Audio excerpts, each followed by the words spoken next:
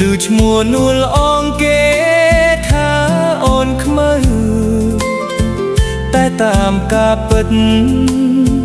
សាច់សមត់ខៃតែម្ដាយស្រីថ្លៃហៅខ្មៅពីតូចឆ្នាំថ្មីខ្មៅពេញក្រមុំរូបល្អសែនសមគ្មានស្រីណាដូចខ្មៅជាស្រីខ្មែរគ្រប់លំសំសួនប្រាជ្ញាក៏ឆ្លាតស្ដាប់ពាក្យម៉ែអើថ្ងៃនេះបុណ្យចូលឆ្នាំថ្មីបងឃើញខ្មៅស្រីអូនរៀបចំផ្ទះបូជាទេវតា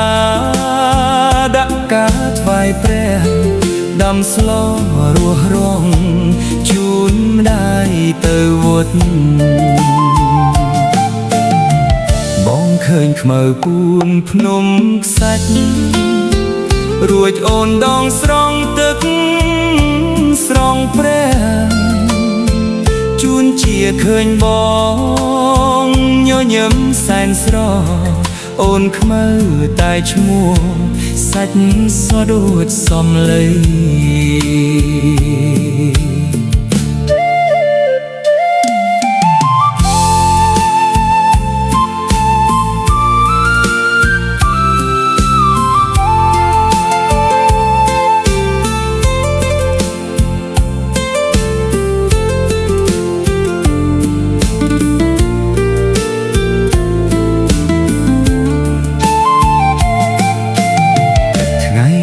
បុណ្យចូលឆ្នាំថ្មី